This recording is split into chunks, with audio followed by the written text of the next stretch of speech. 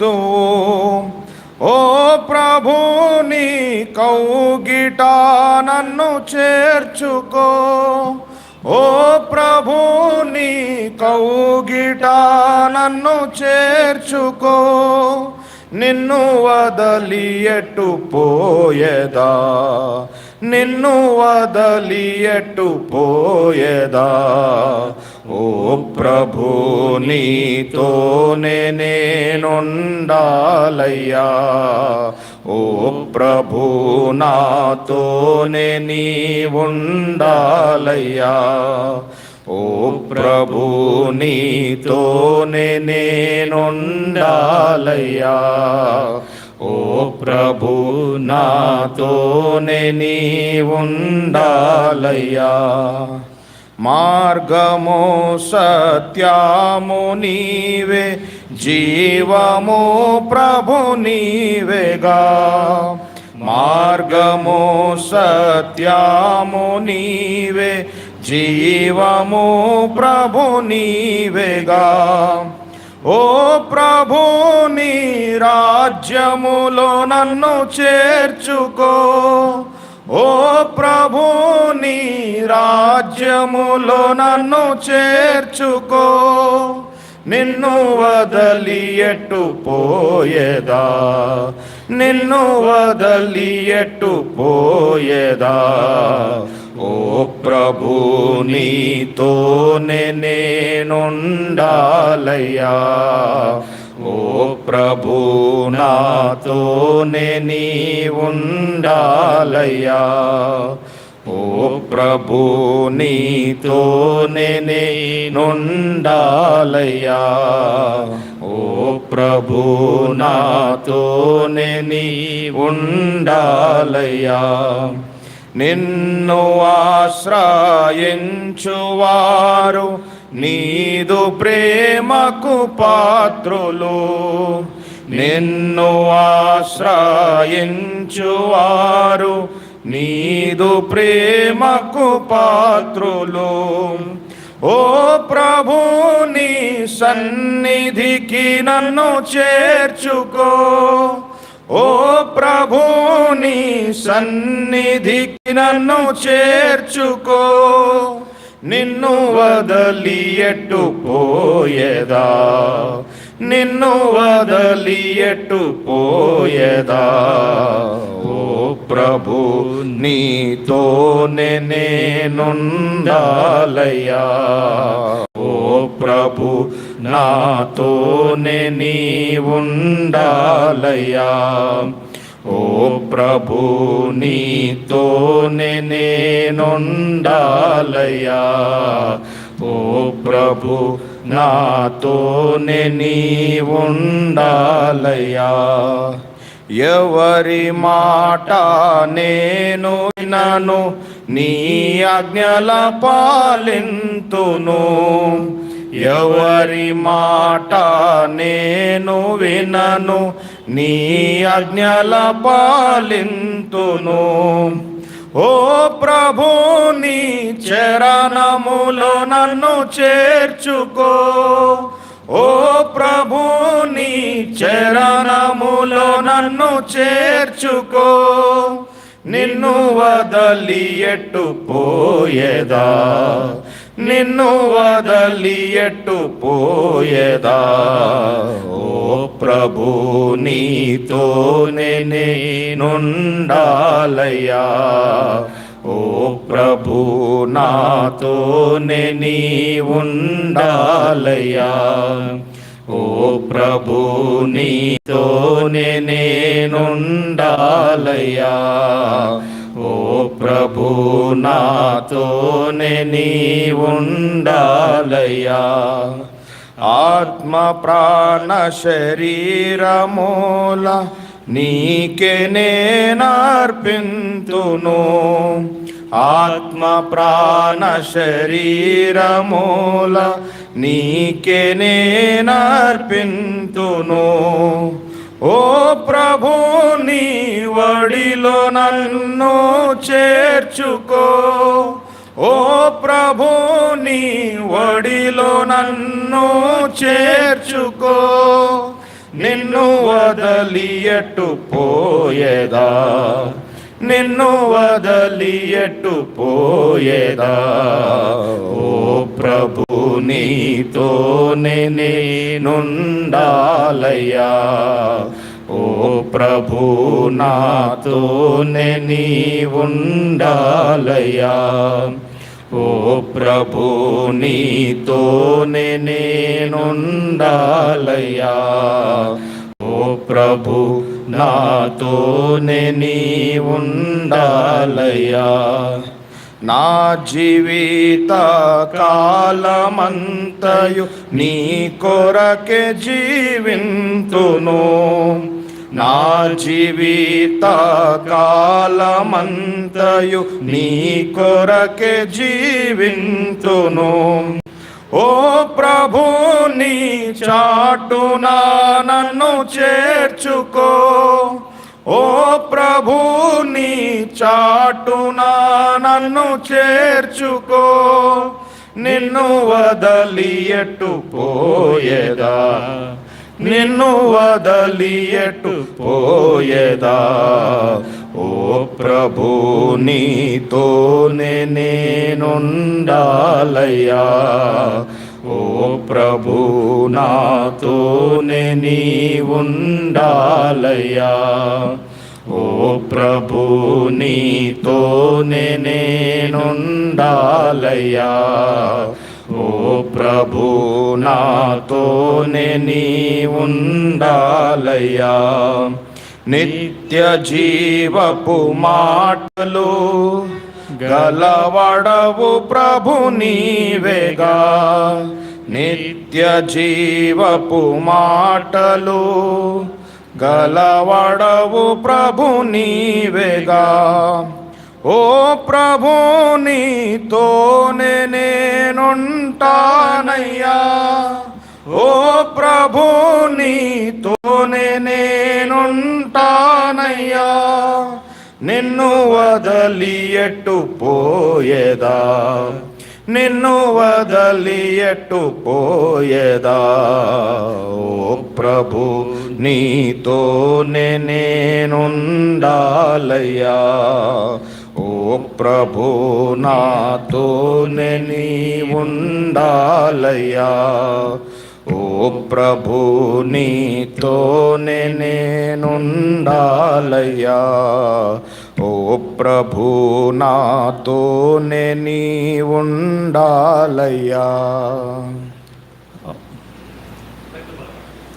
Bible పల్లవి పాడదాం.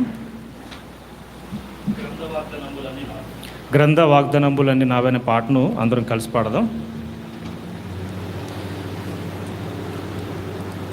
గ్రంథ వాగ్దానంబులన్నీ నావి, ప్రతి అధ్యాయము వరస వచనము, నాని దివ్య ప్రేమ వాగ్దానంబులు.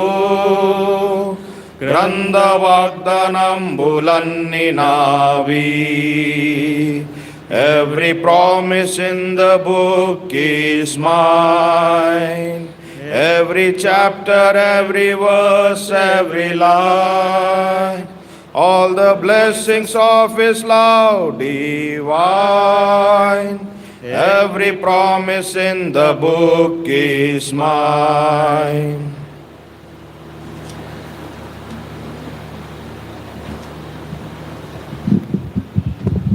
రెండో దినవృత్తాంతములు 29:11 అందరం కలిసి చదువుదాం.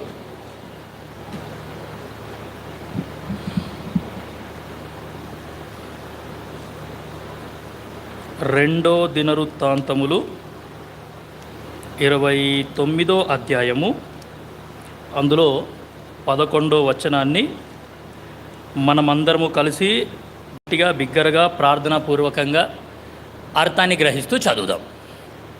అందరూ తీయండి. అందరూ తీసిన తర్వాతనే చదువుడు స్టార్ట్ అవుతుంది. రెండో దినవృత్తాంతములు 29:11 నా కుమారులారా, తనకు పరిచారకులయ్యుండి ధూపము వేయుచుండుటకును, తన సన్నిధిని నిలుచుటకును, తనకు పరిచర్య చేయుటకు యెహోవా మిమ్మును ఏర్పరచుకొనెను గనుక మీరు అశ్రద్ధ చేయకుడి. గమనించాల్సిన మాట ఏంటి అంటే తనకు పరిచర్య అనే మాట గమనిస్తాం. 1 తిమోతి 1:12. అదే ప్రకారం అందరం కలిసి చదువుదాం. 1 తిమోతి 1వ అధ్యాయము 12, 13 తెలుగులో కలిసి ఉన్నాయి. చదువుదాం, అందరం కలిసి చదువుదాం. పూర్వము దూషకుడను హింసకుడను హానికరుడనైన నన్ను తన పరిచర్యకు నియమించి నమ్మకమైన వానిగా ఎంచినందుకు నన్ను బలపరిచిన మన ప్రభు అయిన క్రీస్తు యేసుకు కృతజ్ఞుడనై ఉన్నాను. తెలియక అవిశ్వాసము వలన చేసి తిని గనుక కనికరింపబడి తిని. గమనించాల్సిన మాట ఏంటి అంటే తన పరిచర్య. ఫస్ట్ వచనంలో చూసినాము తనకు పరిచర్య, సెకండ్ వచనంలో చూసినాము తన పరిచర్య.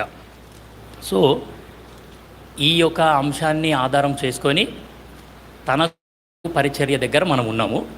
ఆ తనకు పరిచర్య దగ్గర ఐ థింక్ 12 పాయింట్స్ ఇప్పటికీ కవర్ అయినాయి. 12 విషయాలు కవర్ చేయడానికి మనం ప్రయత్నం చేసినాం. ఇంకా చాలా ఉన్నాయి.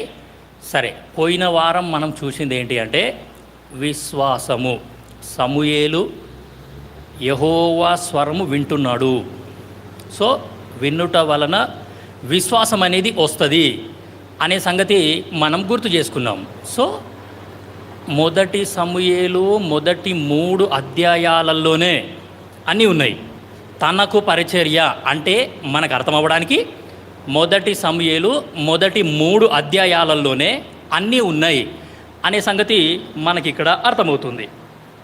పోయిన వారం మనం చూసింది ఏంటి అంటే వినుట వలన విశ్వాసము కలుగును అనే సంగతి మనం చూసి ప్రభుత్వ ఉద్యోగి అయిన మత్తయి ఆయన రాసిన సువార్తలో నుండి అంటే ఒక ప్రభుత్వ ఉద్యోగి యొక్క విశ్వాసం ఎలా ఉంది అనే సంగతి కూడా మనకు అక్కడే అర్థమవుతుంది. సో కొన్ని సంగతులు మనం చూడడానికి ప్రయత్నం చేసినాం. అందులో ఒకటి ఏంటి అంటే సో గ్రేట్ ఫెయిత్, చాలా గొప్ప విశ్వాసం. ఒక విశ్వాసికి చాలా గొప్ప విశ్వాసం అనేది ఉంది అనే సంగతి మనం చూసినాం. దాని తర్వాత అమ్మా నీ విశ్వాసము గొప్పది. సో గొప్ప విశ్వాసము మత్తయి సువార్త 8:10లో చూసినాము. సో గ్రేట్ ఫెయిత్, చాలా గొప్ప విశ్వాసం.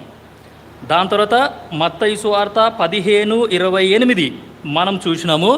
అమ్మా నీ విశ్వాసము గొప్పది, గొప్ప విశ్వాసం. దాని తర్వాత మత్తయి సువార్త 17:21లో చూసినాము. అల్ప విశ్వాసము, వెరీ వెరీ డేంజర్. అల్ప విశ్వాసం అనేది చాలా ప్రమాదకరము అనే సంగతి మనం చూసినాం.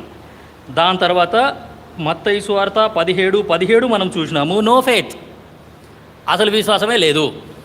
దాని తర్వాత మత్తయి సువార్త 13:58 మనం చూసినాము. అన్బిలీఫ్, వారి అవిశ్వాసమును బట్టి ఆయన అక్కడ అనేకమైన అద్భుతములు చేయలేదు అనే సంగతి మనము చూసినాం. దాని తర్వాత మత్తయి సువార్త 17వ అధ్యాయము 20వ వచనం మనం చూసినాం. ఫెయిత్ యాజ్ మస్టర్డ్ సీడ్, ఒక ఏమి అంటే ఆవగింజను పోలి ఉన్నంత విశ్వాసం ఉంటే సరిపోద్ది అనే సంగతి మనం చూసినాం. విశ్వాసాన్ని దేవుడు ఒక గింజతో పోల్చినాడు. అంటే చిన్నగా స్టార్ట్ అవుతుంది విశ్వాసం అనేది, చిన్నగా స్టార్ట్ అవుతుంది. ఆ యొక్క విత్తనం ఏ విధంగా అయితే పెరిగి పెద్ద చెట్టు అవుతుందో, ఆ చెట్టు అనేకులకు ఏ విధంగా అయితే ఆశ్రయం ఇస్తుందో, అదేవిధంగా మన లోపల విశ్వాసం అనేది చిన్నగా స్టార్ట్ అవుతుంది. ఎక్కడో ఒక పాయింట్లో స్టార్ట్ అవుతుంది.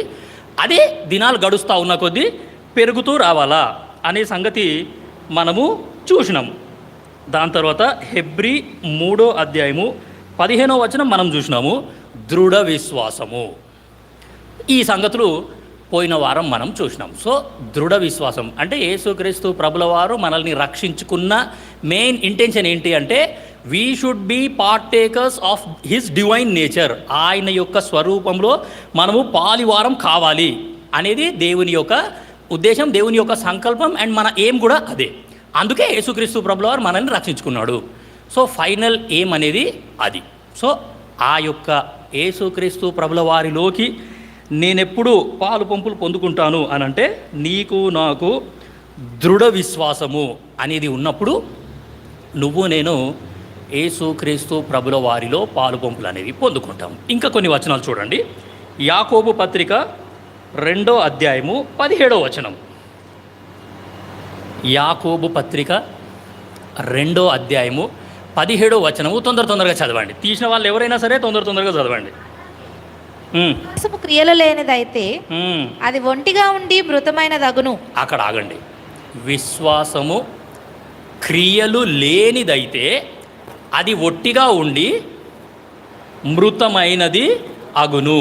సో కాబట్టి క్రియలు లేని విశ్వాసము మృతము అనే సంగతి మనకు అక్కడ అర్థమవుతుంది. అక్కడే 2:14 జేమ్స్ 2:14 యాకోబు 2వ అధ్యాయము 14వ వచనం.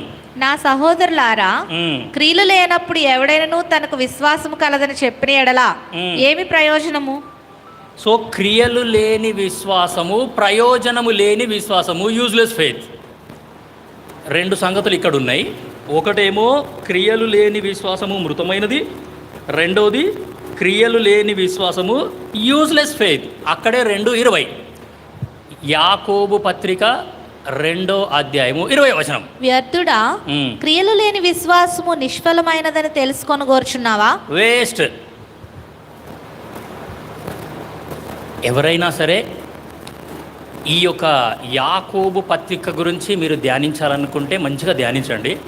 లేకపోతే ఎవరైనా బైబిల్ స్టడీకి వస్తే ఈ యాకోబు పత్రిక ఎవరైనా బైబిల్ స్టడీ చెప్తున్నారు అని అంటే మీరు జాగ్రత్తగా వినండి. ఫెయిత్ ఇన్ యాక్షన్ అనేది ఈ యాకోబు పత్రికలో ఉంటుంది. ఇందులో ఉన్న 5 చాప్టర్స్ మొత్తంలో ఈ యాకోబు అంటే ఈ యాకోబు ఎవరో అది కూడా మనం తెలుసుకోవాలి. ఫస్ట్ ఈ యాకోబు ఎవరో కాదు, సాక్షాత్తు యేసుక్రీస్తు ప్రభుల వారి తమ్ముడు ఈయన. ఒక మాట చదువుతారా? యోహాను సువార్త 7వ అధ్యాయము 5వ వచనం. యోహాను సువార్త 7వ అధ్యాయము 5వ వచనం. ఆయన సహోదరులైనను ఆయన యందు విశ్వాసం ఉంచలేదు. ఆపండి, అక్కడికి చాలు. ఆయన సహోదరులైనను ఆయన యందు విశ్వాసం ఉంచలేదు అంటే యేసుక్రీస్తు ప్రభుల వారి సహోదరులు, ఆయన సొంత తమ్ముళ్ళు ఆయన యందు విశ్వాసం ఉంచలేదంట. సో ఆ సొంత తమ్ముళ్ళల్లో ఈ యొక్క యాకోబు కూడా ఒక వ్యక్తి. ఇంకో వచనం చదవండి. మత్తయి సువార్త 13:55. మత్తయి సువార్త 13వ అధ్యాయము 55వ వచనం. ఇతడు వడ్లవాని కుమారుడు కాడా? ఇతడు వడ్లవాని కుమారుడు కాడా? ఇతని తల్లి పేరు మరియ కాదా? మరియ కాదా? యాకోబు, యోసేపు, సీమోను, యూదా అను వారు ఇతని సోదరులు కారా? యాకోబు, యోసేపు, యోసే, దాని తర్వాత సీమోను అండ్ యూదా. వీళ్ళు నలుగురు ఎవరు అంటే యేసుక్రీస్తు ప్రభుల వారు పుట్టిన తర్వాత మరియకి యోసేపుకు పుట్టిన 4 పిల్లలు. దాని తర్వాత 2 సహోదరులు ఉన్నారు. సో యాకోబు, యోసే, సీమోను అండ్ యూదా, వీళ్ళు 4. బైబిల్లో యూదా పత్రిక రాసిన యూదా కూడా యేసుక్రీస్తు ప్రభుల వారి తమ్ముడే. యాకోబు పత్రిక రాసిన యాకోబు కూడా యేసుక్రీస్తు ప్రభుల వారి తమ్ముడే. సో ఈ తమ్ముళ్ళ గురించి ఇందాక యోహాను సువార్త 7వ అధ్యాయము 5వ వచనములో మనం చదివింది ఏంటంటే ఆయన సహోదరులైనను ఆయన యందు విశ్వాసం ఉంచలేదు అనే మాట మనం చదివినాం. అంటే ఒకే ఇంట్లో ఉన్నారు, ఒకే ఇంట్లో సహవాసం చేస్తున్నారు, ఒకే చోట ఉన్నారు, అందరూ ఒకే చోట తింటున్నారు, అందరూ ఒకే చోట ఉన్నారు. అయినా సరే ఆయన సహోదరులు ఆయన యందు విశ్వాసం ఉంచలేదంట. ఆయన మాటలు వింటున్నారు, ఆయన చేసేవన్నీ చూస్తున్నారు, ఆయన వాళ్ళతో పాటు ఆయన కూడా పెరుగుతూనే వస్తున్నాడు. అయినా సరే ఆయన సహోదరులైనను ఆయన యందు విశ్వాసం ఉంచలేదు అనే మాట మనం వాక్యంలో చూసినాం. సో మరి విశ్వాసము ఉంచని సహోదరులు వాళ్ళ లోపల విశ్వాసం ఎట్లా వచ్చింది? వాళ్ళు అంత ఉన్నతమైన స్థాయికి ఎట్లా ఎదిగినారు? లాస్ట్కి యేసుక్రీస్తు ప్రభుల వారి కొరకు వాళ్ళు హతసాక్షులు అయినారు. మా సొంత అన్న సిలువ మీద చనిపోతున్నాడు, ఎంతో ఘోరమైన మరణం ఆయన పొందబోతున్నాడు. బహుశా ఆ మరణాన్ని వాళ్ళు చూసినారేమో, ఆ యొక్క కొరడా దెబ్బలని వాళ్ళు చూసినారేమో, మేకులతో కొట్టబడుట, ఆ యొక్క 150 కిలోల బరువున్న సిలువను మోయుట, మా అన్న మోస్తున్నాడు, మా అన్నను కొడుతున్నారు, మా అన్న ఏ తప్పు చేయలేదు, ఆయన ఏ అన్యాయం చేయలేదు, ఎవరికి ఏ హాని చేయలేదు అన్నీ చూసి బహుశా లాస్ట్ మూమెంట్లో వాళ్ళకి విశ్వాసం వచ్చిందేమో. అప్పటి నుంచి వాళ్ళ లోపల విశ్వాసం ఎంత ఉన్నతమైన స్థాయికి ఎదిగింది అంటే ఆ యేసుక్రీస్తు ప్రభుల వారి తమ్ముడైన యాకోబు ఆయన పత్రిక రాస్తూ ఆ పత్రిక మొత్తంలో క్రియలు లేని విశ్వాసము మృతమైనది, క్రియలు లేని విశ్వాసము నిష్ప్రయోజనము, క్రియలు లేని విశ్వాసము వ్యర్థమైనది అనే మాటలు మనం అక్కడ చదువుతున్నాం. యాకోబు రాసిన పత్రిక 2:22 చూడండి. విశ్వాసము అతని క్రియలతో కూడి కార్యసిద్ధి కలుగజేసిననియు క్రియల మూలముగా అతని విశ్వాసము పరిపూర్ణమైనదనియు గ్రహించున్నావు కదా. క్రియల మూలముగా అతని విశ్వాసము పరిపూర్ణమైనది. సో పరిపూర్ణమైన విశ్వాసం, నా యొక్క విశ్వాసం ఎప్పుడు పరిపూర్ణమవుతుంది అని అంటే క్రియలు ఉన్నప్పుడే. క్రియల ద్వారా వెళ్ళిన విశ్వాసమే పరిపూర్ణమవుతుంది. ఇప్పుడు యాకోబు 2:22 చదివినాము. 20, 21, 22 చదవండి. వ్యర్థుడా, క్రియలు లేని విశ్వాసము నిష్ఫలమైనదని తెలిసి కొనగోర్చున్నావా? మన పితరుడైన అబ్రహాము తన కుమారుడైన ఇస్సాకును బలిపీఠము మీద అర్పించినప్పుడు అతడు క్రియల వలన నీతిమంతుడని తీర్పు పొందలేదా? విశ్వాసము అతని క్రియలతో కూడి కార్యసిద్ధి కలుగజేసిననియు క్రియల మూలముగా అతని విశ్వాసము పరిపూర్ణమైనదనియు గ్రహించున్నావు కదా. సో క్రియల మూలముగానే అబ్రహాము యొక్క విశ్వాసం అనేది పరిపూర్ణమైంది. క్రియలు లేని విశ్వాసము మృతమైనది, క్రియలు లేని విశ్వాసము వ్యర్థమైనది, క్రియలు లేని విశ్వాసము నిష్ఫలమైనది అనే సంగతి మనకి ఇక్కడ అర్థమవుతుంది. సో కాబట్టి నీకు నాకు ఎలాంటి విశ్వాసం ఉంది మరి అనేది పెద్ద ప్రశ్న. So am I practising my faith in my spiritual life? నా యొక్క ఆత్మీయ ప్రయాణంలో నేను నా విశ్వాసాన్ని క్రియారూపకంగా చూపిస్తున్నానా లేదా అనే సంగతి మనకి ఇక్కడ అర్థమవుతుంది. సో యాకోబు పత్రికను మీరు ధ్యానించండి, చదివేటప్పుడు మంచిగా జాగ్రత్తగా స్లోగా చదవండి. మీకు అంటే ప్రాక్టికల్ ఫెయిత్ అనేది మనకు అక్కడ అర్థమవుతుంది. సరే, విశ్వాసము అనేది లూకా సువార్త 17:5 చూడండి. లూకా సువార్త 17వ అధ్యాయము 5వ వచనం. అక్కడ మంచి ఆశ, మంచి కోరిక, మంచి ప్రార్థన. అంటే శిష్యులు లేకపోతే కొద్దిమంది యేసుక్రీస్తు ప్రభుల వారి దగ్గరికి వచ్చి ఒక మంచి కోరిక కోరినారు, ఒక విన్నపం కోరినారు. అపోస్తలులు మా విశ్వాసము వృద్ధి పొందించుమని ప్రభువుతో చెప్పగా, సో ఎంత మంచి కోరిక, ఎంత మంచి ఆశ. ప్రభువా, మా లోపల విశ్వాసం ఉంది, ఆ విశ్వాసం రోజు రోజుకు తగ్గిపోతూ వస్తుంది, ఆ యొక్క విశ్వాసాన్ని నువ్వు వృద్ధి పొందించు. ఏమ్మా, క్రియలు లేని విశ్వాసము మృతమైనది. భక్త సింగ్ తాత అని ఒక తాత ఉండే ఒకప్పుడు. 20వ శతాబ్దపు అపోస్తలుడు అని అంటారు ఆయనని, 20వ శతాబ్దపు దైవజనుడు అని అంటారు. జేబులో రూపాయి లేకుండా వారం రోజులు పరిశుద్ధ సమాజ కూడికలు ఆయన నడిపించినాడు. వేలల్లో ప్రజలు దేవుని సన్నిధికి వచ్చినప్పుడు ఏ ఒక్కరిని కూడా ఆయన ఖాళీ కడుపుతోని పంపించలేదంట. నేటి దినాలలో మన విశ్వాసం ఎట్లుందంటే, దయచేసి ఏమనుకోకండి, మనం స్పెషల్ మీటింగ్స్ పెట్టుకుంటున్నాము అని అంటే ఖచ్చితంగా సమర్పించుకోండి అనే మాట వస్తున్నది. ఆ దినాలలో అట్లా రాలేదు. ఒక్క జేబులో రూపాయి లేకుండా పరిశుద్ధ సమాజ కూడికలు వారం రోజులు ఆయన కండక్ట్ చేసినాడు. ఎవరి దగ్గరికి వెళ్ళలేదు, సమర్పించుకోండి అనే మాట అడగలేదు, అని అనౌన్స్ కూడా చేయలేదు, ఏమి చేయలేదు. వేలల్లో ప్రజలకి ఆయన శారీరక ఆహారం కూడా పెట్టినాడు, ఆత్మీయ ఆహారం కూడా ఎన్నో సంఘాలు కట్టినట్టు మనకు తెలుసు. So as the days go by, దినాలు గడుస్తూ ఉన్న కొద్దీ నా యొక్క విశ్వాసం అనేది నిదానంగా అది తగ్గిపోతూ వస్తుంది. అందుకే ఈ లూకా సువార్త 17వ అధ్యాయము మనము 5వ వచనం చదివినాము. ప్రభువా, మా విశ్వాసమును వృద్ధి పొందించుము. 2 తెస్సలోనిక 1:3 ఆడ కూడా మంచి మాట ఉన్నది. 2 తెస్సలోనికైలకు రాసిన పత్రిక 1వ అధ్యాయము 3వ వచనం చాలా మంచి మాట ఉంటుంది. సహోదరులారా, ఆ. మేమెల్లప్పుడూ మిమ్మల్ని గూర్చి ఉమ్, దేవునికి కృతజ్ఞతాస్తుతులు చెల్లించుటకు ఆ. బద్దులమై ఉన్నాము. బద్ధులమై ఉన్నాము. ఇది యుక్తమే. ఇది యుక్తమే. ఏలయనగా ఏలయనగా మీ విశ్వాసము మీ విశ్వాసము బహుగా అభివృద్ధి పొందుచున్నది. బహుగా అభివృద్ధి పొందుచున్నది. విశ్వాసులని గమనిస్తూ ఉంటే అపోస్తుడైన పౌలు ఆ తెస్సలోనికలో ఉన్న విశ్వాసులను గమనిస్తూ వాళ్ళని చూసిన తర్వాత వాళ్ళ గురించి పౌలిస్తున్న సాక్ష్యం ఏంటి అంటే, మీ యొక్క విశ్వాసము అనుదినము అది ఇంకా వృద్ధి అవుతా వస్తుంది. మీ విశ్వాసం డెవలప్ అవుతుంది. మీ యొక్క విశ్వాసం అసలు తగ్గిపోవటమే లేదు. మీ క్రియల ద్వారా నాకు అర్థమవుతుంది. ఏం సార్, మన గురించి ఇటువంటి సాక్ష్యం ఎవరైనా ఇస్తారా చెప్పండి. ఇంకోటి చూడండి, 2 కొరింథీ 10వ అధ్యాయము 15వ వచనం. అక్కడ కూడా మంచి ఉంటుంది.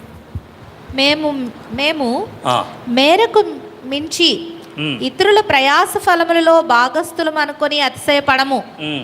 మీ విశ్వాసము అభివృద్ధి అయిన కొలది మీ విశ్వాసము అభివృద్ధి అయిన కొలది మాకు అనుగ్రహింపబడిన మేరలకు ఆ, లోపలనే సువార్త మరి విశేషముగా వ్యాపింపజేయచు. ఆ, సో వీళ్ళ విశ్వాసము అభివృద్ధి చేయాలని వీళ్ళు ప్రయాసపడుతున్నారు.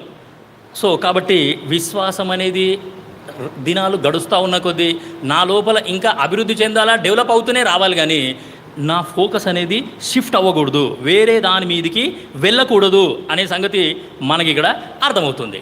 సో సమూయేలు యెహోవా స్వరము విన్నాడు. యెహోవా స్వరము వింటూ ఆ వినుట ద్వారా సమూయేలుకు విశ్వాసం అనేది వచ్చింది.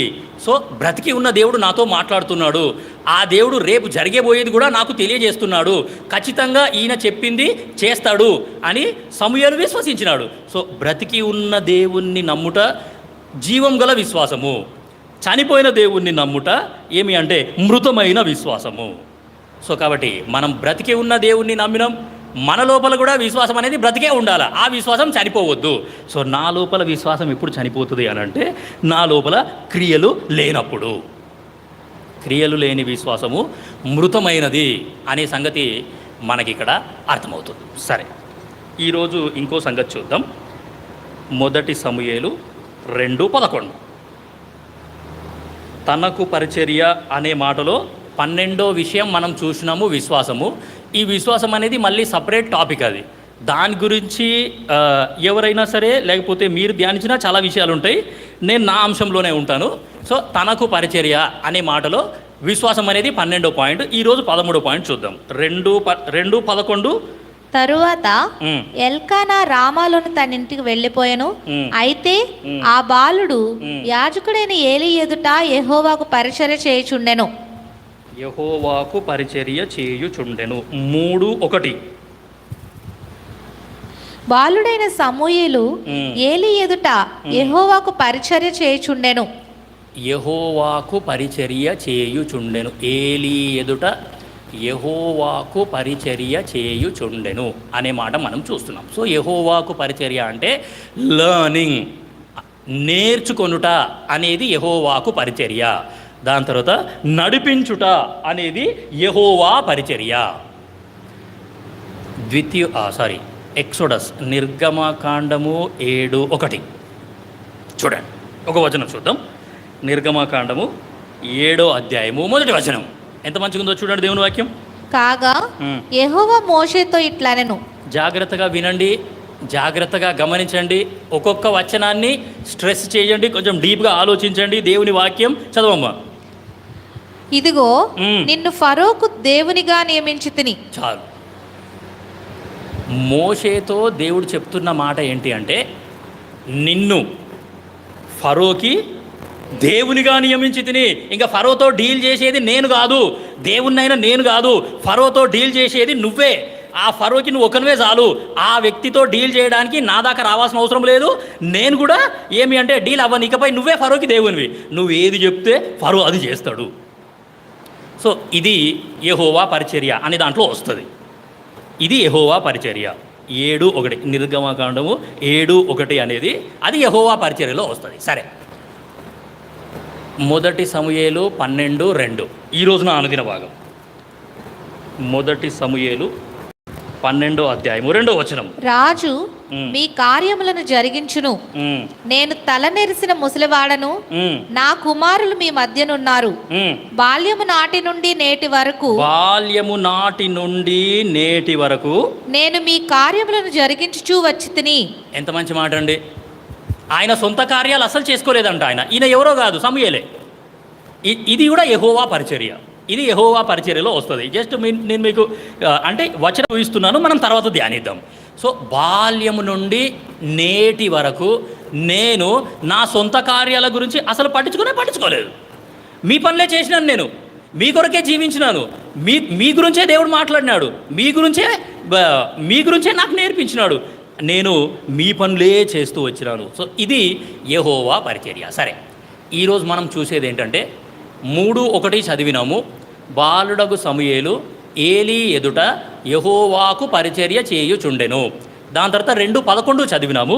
బాలుడగు సమూయేలు ఏలీ ఎదుట యెహోవాకు పరిచర్య చేయుచుండెను. సో అంటే ఏలీ ఏ పని చెప్పినా సరే ఆ పని సమూయేలు లోబడి చేసినాడు. సో లోబడుట అనేది ఈరోజు 13th పాయింట్. ఇది 1 పేతురు 5వ అధ్యాయము 5వ వచనం. లోబడుట అంటే పెద్దలకి లోబడుట అనేది యెహోవాకు పరిచర్య అనే సంగతి ఈరోజు మనం చూస్తాం. సంఘంలో పెద్దలకి లోబడుట, పెద్దలు చెప్పింది వినుట, లేకపోతే విధేయులుగా ఉండుట, లోబడి ఉండుట అనేది యెహోవాకు పరిచర్య. 1 పేతురు 5వ అధ్యాయము 5వ వచనం. చిన్నలారా, పిల్లలారా, మీరు పెద్దలకు లోబడి ఉండుడి. అక్కడ ఆగండి. మీరు పెద్దలకు లోబడి ఉండుడి. సమూయేలు చాలా చిన్నగా ఉన్నాడు, ఏలీ చాలా పెద్ద మనిషి. సో ఆ పిల్లలారా మీరు పెద్దలకు లోబడి ఉండుడి అనే మాట మనం చూసినాం. హెబ్రీ 13:17. హెబ్రీలకు రాసిన పత్రిక 13వ అధ్యాయము 17వ వచనం. మీ పైన నాయకులుగా ఉన్నవారు లెక్క ఒప్ప చెప్పవలసిన వారి వలె మీ ఆత్మలను కాయుచున్నారు. వారు దుఃఖముతో ఆ పని చేసిన ఎడల మీకు నిష్ప్రయోజనము గనుక దుఃఖముతో కాక ఆనందముతో చేయనట్లు వారి మాట విని వారికి లోబడి ఉండుడి. సంఘములో మన పైన నాయకులు ఉన్నారు. ఆ యొక్క నాయకుల మాట విని ఆ యొక్క నాయకులకి లోబడి ఉండుట అనేది యెహోవాకు పరిచర్య. ఇది 13వ పాయింట్. ఇది so I should be subject to my parents. నా యొక్క శారీరక తల్లిదండ్రులకు కానీ ఆత్మీయ తల్లిదండ్రులకు కానీ నేను లోబడి ఉండాలా. సంఘంలో కూడా కొద్దిమంది పెద్దలు ఉన్నారు, ఆ యొక్క పెద్దలకి కూడా నేను లోబడి ఉండాలి అనే సంగతి మనకి ఇక్కడ అర్థమవుతుంది. 1 కొరింథీ 16వ అధ్యాయము 15-16 వచనాలు. 1 కొరింథీ 16వ అధ్యాయము 15-16 వచనాలు. స్టెఫను ఇంటివారు అకయ యొక్క ప్రథమ ఫలమై ఉన్నారనియు వారు పరిశుద్ధులకు పరిచర్య చేయుటకు తమ్మును తాము అప్పగించుకొని ఉన్నారనియు మీకు తెలియను. కాబట్టి సహోదరులారా అట్టి వారికిని పనిలో సహాయము చేయుచు ప్రయాసపడుచు ఉండు వారందరికిని మీరు విధేయులై ఉండవలెనని మిమ్మును బతిమాలుకొనుచున్నాను. సో విధేయత, ఒబీడియన్స్ అనేది యెహోవాకు పరిచర్య. సో సండే స్కూల్ పిల్లలకి ఒక పాట ఉంటుంది, obedience is the very best way to show that you believe.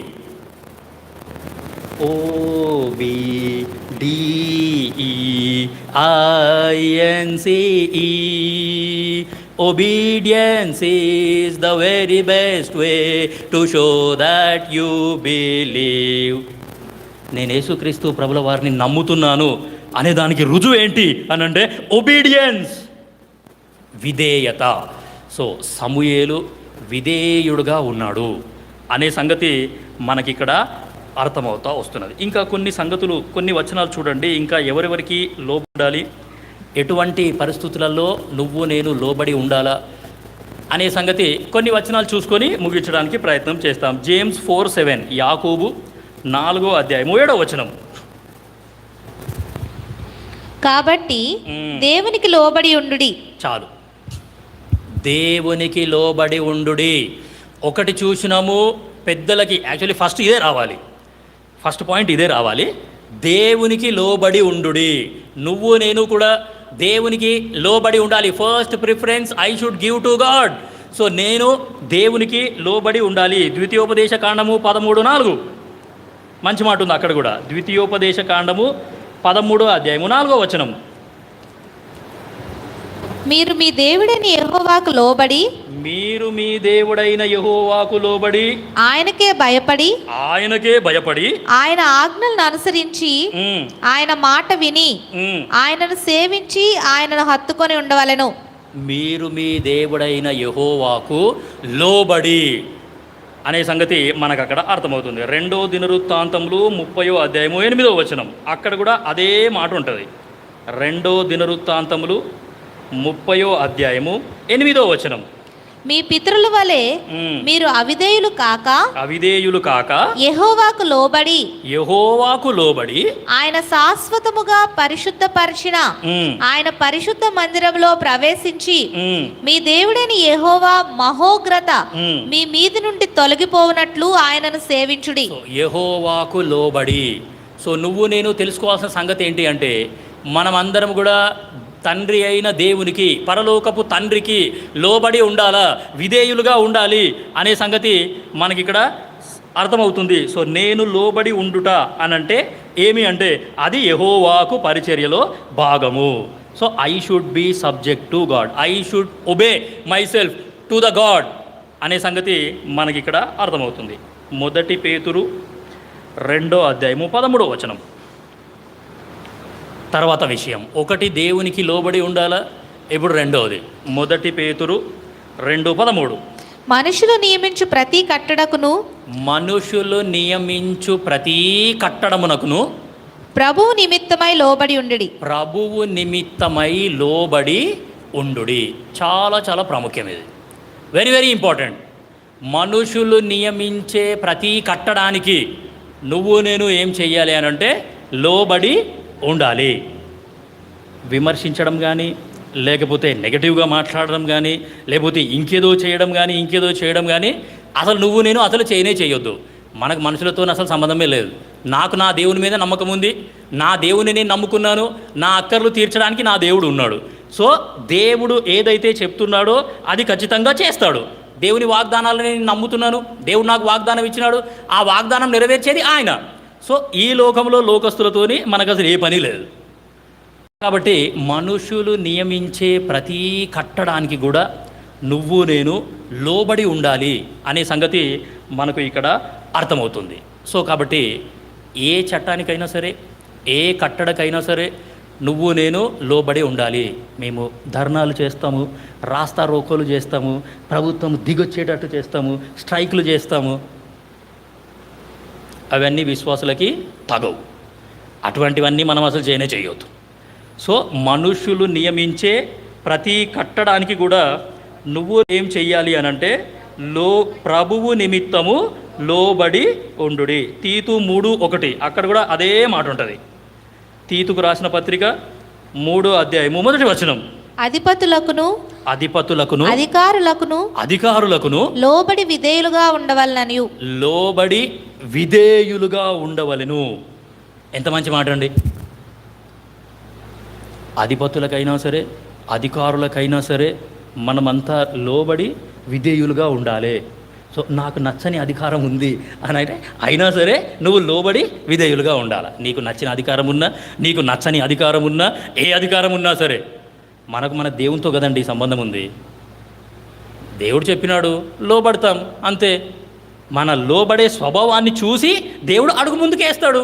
నా విశ్వాసాన్ని బట్టి దేవుడు నన్ను గణపరుస్తాడు అనే సంగతి మనకి ఇక్కడ అర్థమవుతుంది. ఒకటి చూసినాము దేవునికి లోబడి ఉండండి, రెండోది చూసినాము అధికారులకు లేకపోతే మన పైన అధికారానికి నువ్వు నేను లోబడి ఉండాలా. నేను జాబ్ చేస్తున్నాను, నా పైన అధికారులు ఉన్నారు, వాళ్ళకి కూడా నేను లోబడి ఉండాలా. వెరీ వెరీ ఇంపార్టెంట్, చాలా ప్రాముఖ్యం. సో కాబట్టి ఒకటి దేవునికి లోబడి ఉండాలా, రెండోది అధికారానికి లోబడి, మనుషులు నియమించే ప్రతి కట్టడముకు నువ్వు నేను లోబడి ఉండాలి.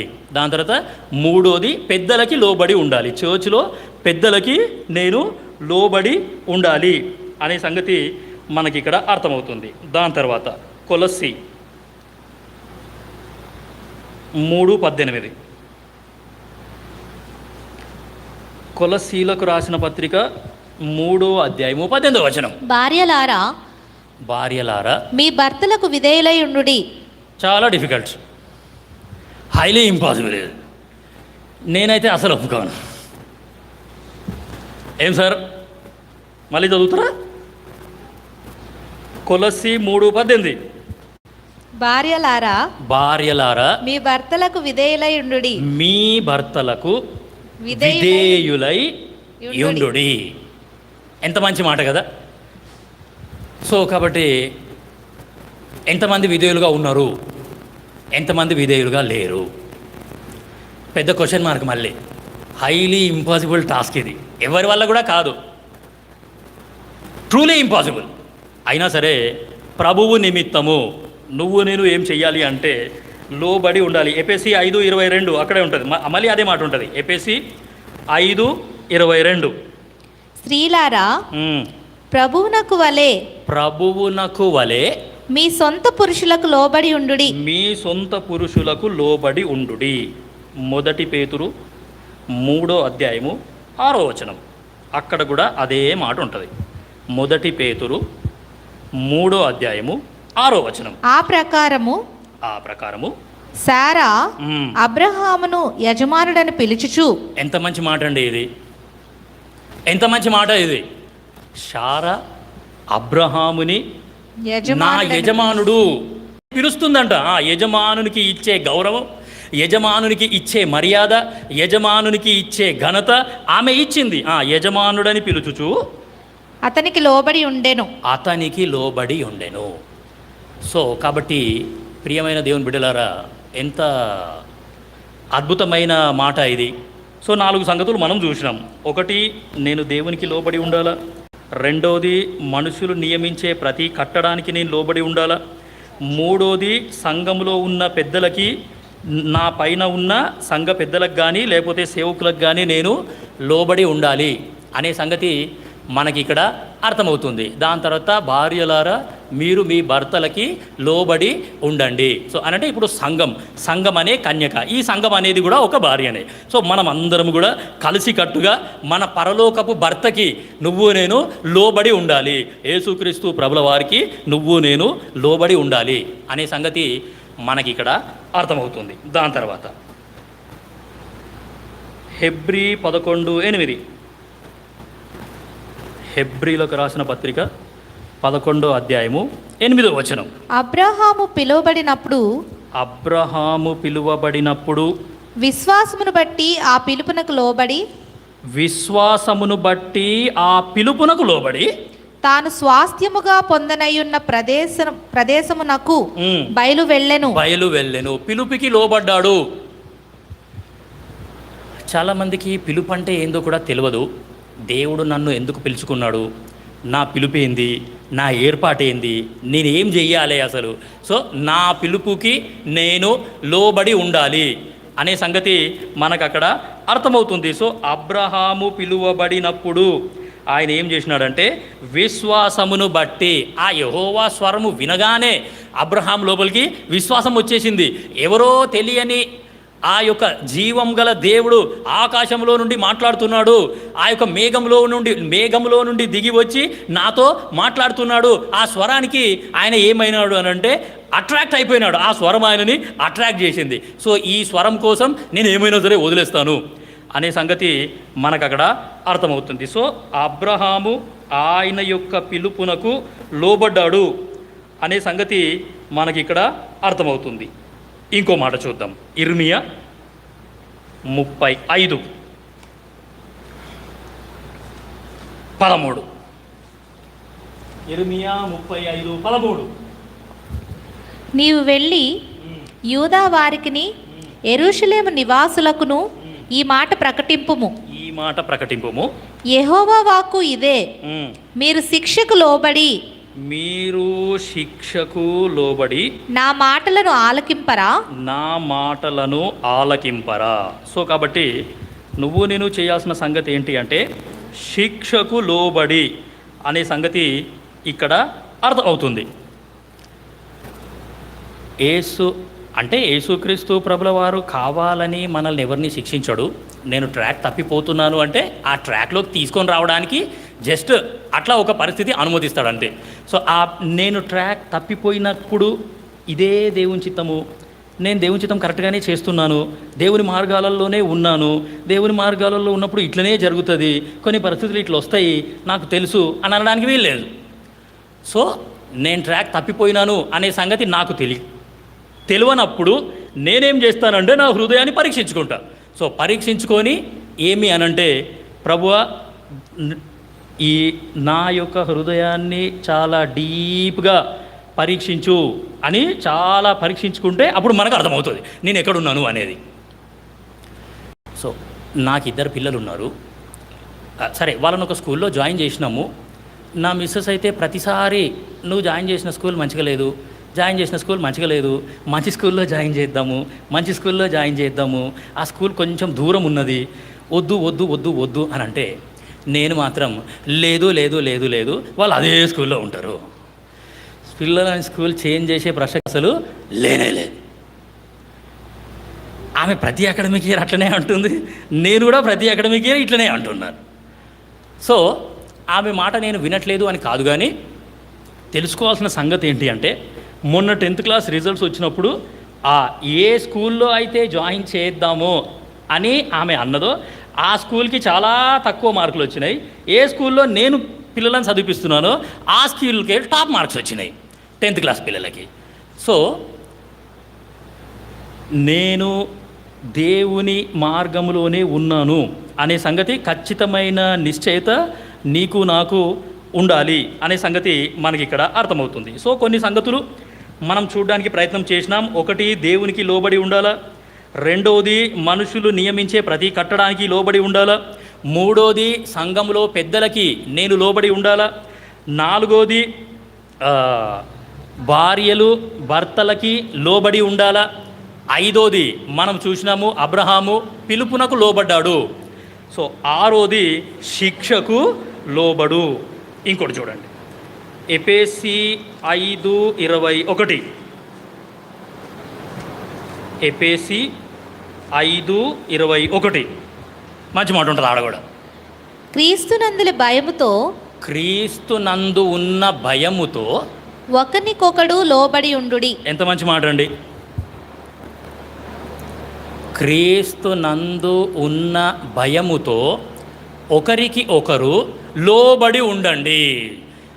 సంఘంలో అయినా సరే, మరీ ప్రాముఖ్యంగా చర్చిలో ఒకరికి ఒకరు లోబడి ఉండండి అనే సంగతి మనకు ఇక్కడ అర్థమవుతుంది. సో కాబట్టి 7 సంగతులు చూడడానికి మనం ప్రయత్నం చేసినాం. ఇంకా చాలా సంగతులు ఉన్నాయి. నిదానంగా ఒక్కొక్కటి చూడడానికి ప్రయత్నం అనేది చేస్తాం. సో ఈ 7 విషయాలు జాగ్రత్తగా గుర్తుపెట్టుకోండి. ఈ యొక్క 7 విషయాలను మర్చిపోకండి, మీరు రాసి పెట్టుకోండి. వీలైతే వచ్చే వారం నేను మళ్ళీ అడుగుతాను. హెబ్రీ 11:25 మంచి మాట ఉంటుంది ఆడ. హెబ్రీలకు రాసిన పత్రిక 11వ అధ్యాయము 25వ వచనం. 24 కలిసి ఉన్నాయండి. చదవండి. మోషే పెద్దవాడైనప్పుడు విశ్వాసమును బట్టి ఐగుప్తు ధనము కంటే క్రీస్తు విషయమైన నింద గొప్ప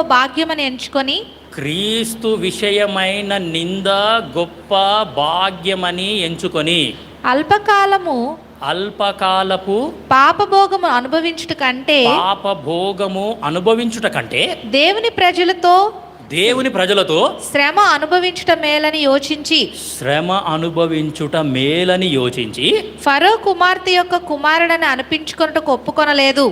ఫరో కుమార్తె యొక్క కుమారుడు అని అనిపించుకొనడానికి ఒప్పుకోలేదు. ఏలయనగా అతడు ప్రతిఫలముగా కలుగబోవు బహుమానమునందు దృష్టి ఉంచెను. క్రీస్తు విషయమైన నింద గొప్ప భాగ్యం. క్రీస్తు విషయమైన నింద గొప్ప భాగ్యం. ఇప్పుడు మోషేకు క్రీస్తు గురించి ఎట్లా తెలుసు అనేది పెద్ద క్వశ్చన్. సో మనం లోబడుట అనే దగ్గర ఉన్నాము. సో దేవునికి లోబడుట ద్వారా క్రీస్తు విషయమైన నింద అనేది గొప్ప భాగ్యము. ఫరో యొక్క కుమార్తె యొక్క కుమారుడు అని అనిపించుకోవడానికి కూడా ఆయన ఇష్టపడలేదంట. సో ఈ లోకము ఇచ్చే అధికారం కానీ, ఈ లోకము ఇచ్చే హోదా కానీ, ఈ లోకము ఇచ్చే ఇంకా ఏ పొజిషన్ అయినా సరే వాటి మీద ఆయన దృష్టి అసలు పెట్టనే లేదు. ఫరో తర్వాత రాజు నువ్వే అవ్వాలి, అందుకే నీకు అన్ని విద్యలు నేర్పించినాము, నీ సకల విద్యలో నువ్వు ప్రవీణునివి, అన్ని విద్యలు నీకు ఎందుకు నేర్పించినాం, నెక్స్ట్ కింగ్ నువ్వే. సో ఆ యొక్క స్థాయిని కూడా మోషే వదులుకున్నాడు. మోషే పెద్దవాడైనప్పుడు అనే మాట అక్కడ ఉన్నది. సో మోషే పెద్దవాడైతా ఉన్నాడు, కానీ ఆయన లోపల దీనత్వం అనేది ఇంకా ఎక్కువ అవుతా వస్తుంది. ఆయన దీనుడుగానే ఉన్నాడు, లోబడే స్వభావం ఆయనకున్నది. ఏ రోజైతే ఆ యొక్క మండుచున్న అగ్ని పొదలో యెహోవా స్వరం ఆయన విన్నాడో ఆ రోజు నుండి ఆ యొక్క దేవునికి లోబడుతూనే వచ్చినాడు. మీరు గమనించండి, 40 సంవత్సరాలు చదువుకున్నాడు, 40 సంవత్సరాలు మిద్యాన్ యాజకుని ఇంట్లో ఆయన గొర్రెలు మేపుతా ఉన్నాడు, 40 సంవత్సరాలు ఆయన అరణ్యంలో తిరుగుతూనే ఉన్నాడు. అసలు మోషేకి స్థిరమైన నివాసం అనేది లేనే లేదు. ఒక రాజు స్థాయికి ఎదగాల్సిన వ్యక్తి ఫరో తర్వాత ఆయననే అవ్వాలి రాజు. సో అటువంటి రాజుని దేవుడు 40 సంవత్సరాలు, ఆయన లాస్ట్ 40 సంవత్సరాలు అరణ్యంలో తింపుతూనే ఉన్నాడు. సో కాబట్టి దేవునికి లోబడి ఉండుట అనేది అంత ఈజీ కూడా కాదు. ఆ సంగతి కూడా మనం తెలుసుకుంటే మనకు చాలా అద్భుతంగా ఉంటుంది. అక్కడ మోషే చాలా విషయాలు వదిలిపెట్టినాడు. ఆయన దృష్టి ధనం మీద పెట్టలేదు, ఆయన దృష్టి హోదా మీద పెట్టలేదు, ఆయన దృష్టి అనేది ఆ యొక్క స్థాయి మీద పెట్టలేదు. ఇంత ఉన్నతమైన స్థాయిని నేను ఎట్లా వదులుకుంటాను అనే సంగతి కూడా, ఆ అల్పకాల పాప భోగము అనుభవించుట కంటే దేవుని ప్రజలతో నేను శ్రమ అనుభవిస్తా అని యోచించుకొని ప్రతిఫలముగా కలుగబోవు బహుమానం మీద ఆయన దృష్టి పెట్టినాడు. సో దేవునికి లోబడుతూ ఉంటే నా యొక్క దృష్టి దేని మీద ఉంటుంది అనంటే ఆ ప్రతిఫలముగా కలగబోయే బహుమానం మీదనే దృష్టి ఉంటుంది. నేను దేవునికి లోబడి ఉంటే నా కొరకు బహుమానం సిద్ధపరిచినాడు ఆ యొక్క దేవుడు. ఆ యొక్క బహుమానం కొరకు నేను లోబడి ఉన్నాను. ఏమా? సో కాబట్టి ఈ సంగతులన్నీ కూడా మనం ఏం చేస్తాము అంటే జాగ్రత్తగా గుర్తుపెట్టుకుంటాం. ఇంకా చాలా విషయాలు ఉన్నాయి, దగ్గర 16 పాయింట్స్ ఉన్నాయి. ఈరోజు 13 పాయింట్స్ అయినాయి. ఇంకా 3 పాయింట్స్ అయిపోయిన తర్వాత మళ్ళీ యెహోవా పరిచర్య అనే మాటకి మనం వెళ్తాం. సో వచ్చే వారం ఈ పాయింట్స్ మళ్ళీ అడుగుతాను నేను. ఈ పాయింట్స్ అడిగిన తర్వాతనే స్టార్ట్ చేస్తాను. సరే, దేవుడి వాక్యం దీవించును గాక. మోకరించండి, ప్రార్థన చేస్తాం. అనౌన్స్మెంట్స్ ఉన్నాయా ఏమైనా? రేపు ఫాస్టింగ్ ప్రేయర్ ఉందా? సరే, రేపు మార్నింగ్ ఫాస్టింగ్ ప్రేయర్ ఉంది. అందరూ ఫాస్టింగ్ ప్రేయర్కి అటెండ్ అవ్వడానికి ట్రై చేయండి. ప్రేమగల తండ్రి, మహాపరిశుద్ధుడైన దేవ, మీ నామాన్ని బట్టి స్తుతిస్తున్నాం నాయన. మాకిచ్చిన రక్షణకై స్తోత్రాలు. పరలోకపు తండ్రి, రక్షించుకున్న తర్వాత అపోస్తలుల బోధ, సహవాసము, రొట్టె విరుచుట, ప్రార్థన అనే నూతన నిబంధన సంఘ దర్శనంలో మమ్మల్ని కొనసాగింపజేస్తున్న మీ యొక్క ఉద్దేశంకై స్తోత్రాలు. యెహోవాకు పరిచర్య, యెహోవా పరిచర్య.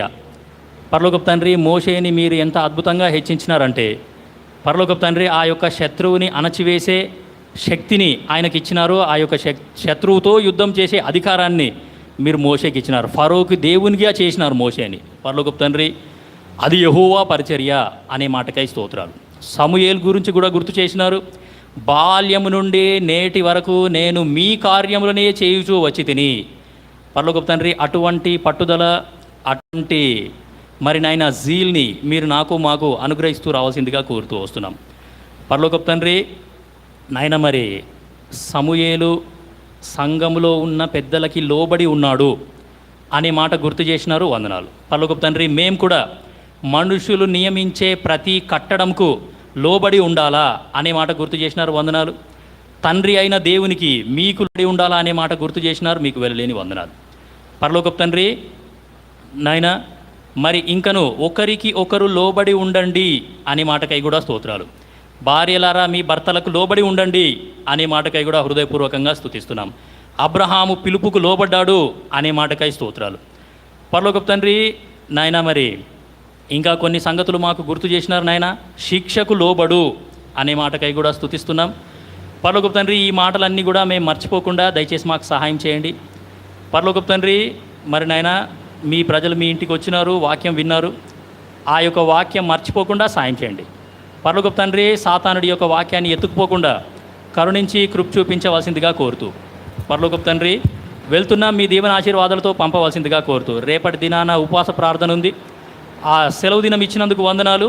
పరలోకపు తండ్రి, ఆ యొక్క ఉపవాస ప్రార్థనలో కూడా అనేకులు వచ్చి మరి నాయన మీ సంఘంలో ఉన్న అక్కర్ల కొరకు, మీ అక్కర్ల కొరకు ప్రార్థన చేసి ప్రార్థనకు జవాబు పొందుకునేలాగున సాయం చేయవలసిందిగా కోరుతూ, వెళ్తున్నా మీ దీవెన ఆశీర్వాదాలతో పంపించవలసిందిగా కోరుతూ, చేసిన మీళ్ళన్నిటికై చూపిన కృపంతటికై కృతజ్ఞతాస్తుతులు తెలియజేస్తూ యేసు నామమున స్తుతించి ప్రార్థించి అడబెడుకుంటున్నాం తండ్రి. ఆమేన్. మన తండ్రి అయిన దేవుని ప్రేమ, యేసుక్రీస్తు ప్రభువారి యొక్క కృప, పరిశుద్ధాత్మ యొక్క సహవాసం ఇప్పుడు ఎల్లప్పుడూ సదాకాలం మనతో ఉండి నడిపించును గాక. ఆమేన్. అల్పకాల శ్రమలనుభవింప అనుదినము కృపనిచ్చితివి. అల్పకాల శ్రమలనుభవింప అనుదినము కృపనిచ్చితివి. నాదుని అడుగు జాడలలో నడచుటకు నన్ను పిలచితివి. నాదుని అడుగు జాడలలో నడచుటకు నన్ను పిలచితివి. హల్లెలూయా హల్లెలూయా హల్లెలూయా హల్లెలూయా హల్లెలూయా అని పాడెదను, ఆనందముతో సాగెదను, ఆనందముతో సాగెదను. అందరికీ ప్రేస్తలు.